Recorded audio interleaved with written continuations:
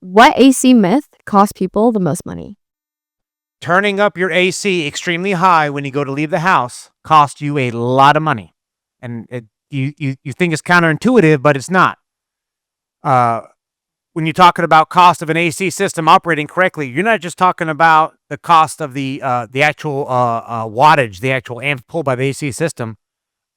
Non-climate controlled areas, especially in South Florida with the humidity we have, actually cause damage to the structure. I mean mold, I mean mildew. You need to have humidity controlled in your home in order to not have those issues. There are high costs associated with having a hot, humid house, and it's not just that it's hot in the house. So here in South Florida, you need to control humidity. A lot of, we call them snowbirds. People from up north come down in the wintertime. So they have humidistats. So they're gone during they're gone during the summer and they come here during the winter. So they actually have humidistats in their home. And they're actually not even running their AC system based on temperature. They're running their AC system based on humidity. So humidity, about 55%, is a nice, clean. It takes about 65, 67% for mold to start growing. So you're 55%. You're at a good spot. It's comfortable in the house, regardless of temperature. No damage to your home unless you have, Van Gogh paintings that need to be at 70 degrees Fahrenheit. If you have that, call me. You climate control the hell out of us in a special case. Humidistats, they're running them to keep humidity down while they're gone for months during the summer. When you leave your house and you crank your AC up to, say, 78 degrees, 80 degrees, I'm going to save money and go to work and slam your AC up to 80 degrees and leave. Well, depending on how your house is built and your AC system and how it's functioning, if you've got humidity that's high, 65% or so plus, and you leave it that way all day long while you're gone at work, and then you come home and turn it back down to 75 or 73 so it cools down so you can get some sleep that night, not only is it going to run until 3 a.m. straight, trying to get humidity and heat down from where it was, because again, at nighttime here in South Florida, it gets super humid at nighttime when the sun goes down sometimes. So the AC still runs really hard at night, even though the sun's gone. So if you do that, you're going to have your system running full blast for hours and hours and hours trying to catch up. And the damage you may have done inside your unclimate controlled home while you are at work is a cost you need to add in. What red flag should homeowners never ignore? Weird mechanical noises. So what am I talking about? We're talking about squeals. We're talking about scrapes. We're talking about clicks, pops. When you get to your air handler, inside your garage, in the home, if you hear weird bubbling sounds, even in your walls, you hear like weird bubbling noises you never heard before, you might have a refrigerant leak and there's air in the system.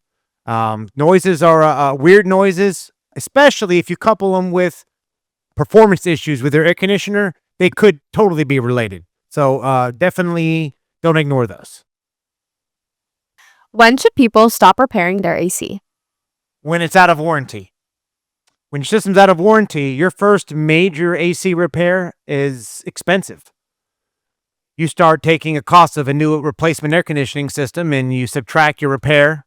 And if something goes, it's just like in your vehicle. When you hit that 100,000 mile mark, things are not designed to last a certain amount of time. And so when you hit that warranty period, things start falling off. They start costing money. You start subtracting that from the cost of a new AC system, and you're at a time and a half. You have a multiplier on an AC system because you, out of warranty, did major repairs on your old AC system. If you have the financial ability to replace your AC system after it's out of warranty, do it at the first major repair. It is the best value for elongating the cost associated with your AC system. One thing homeowners should do before summer. Get your AC serviced. When I say service, nothing may necessarily be broken. You would know. Summertime really brings out the issues in your AC system. To give you the best shot of it surviving the summer, South Florida summers are brutal. They are unrelentless.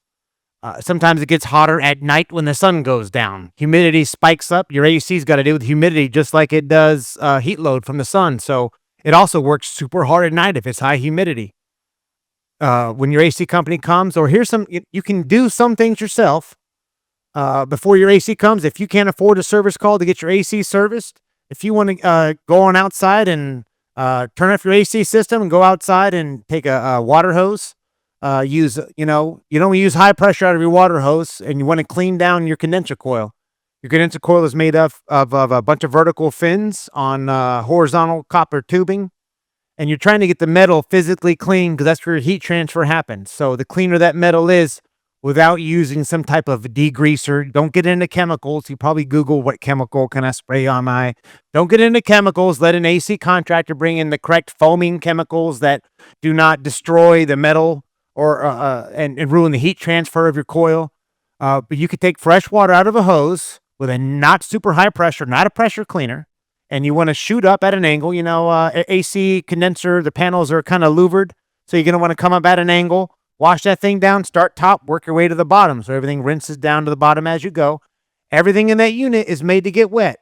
Don't be pulling off the corner where the controls are and squirting all the high voltage, But everything in the unit is made to get rained on all 24/7. So you can introduce water to that whole area around the unit and clean that coil yourself if you want to. You want to clear the condensate drain. The more the unit runs, the more condensate it makes. And sometimes units that have barely run during the wintertime and the condensate drain kind of gets dry. If you introduce a high heat load immediately and your system starts pumping out condensate water like crazy, it could actually overcome the actual interior circumference of your AC system, your condensate drain, and back that thing up and actually trip off your unit, even though it may have just cleaned it. It needs to be full of water to really get clean.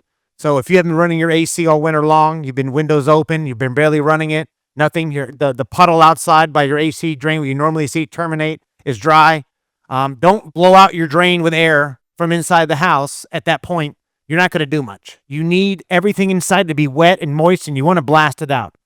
You're not even blasting it out. What you're doing is you're really punching a hole through the sludge. So when you call an AC contractor, we have chemicals that we can cap off the end of your condensate drain. We introduce chemicals to the front end, let it sit for about an hour or so. We can come back and we can clear it out with high pressure from the inside out. And now the walls that line your condensate drain have been cleared. Otherwise, you're really just punching a hole through slime, and it will close back up over time. Your condensate drain, clean your condenser coil. If your filter's nice and clean, you got a clean drain line, you got a clean filter, clean condensate coil. That's a condenser coil. That's about where the homeowner stops and the contractor begins. If you need anything beyond that, if you want to actually start pulling amperages, if you want to check refrigerant pressures, if you want to start checking out static pressure issues, or this room is hot, this room is cold, or if you want to start getting deeper in your AC system, go ahead and get a licensed contractor out to give your AC a once over before the summer blast and it starts having to run constantly.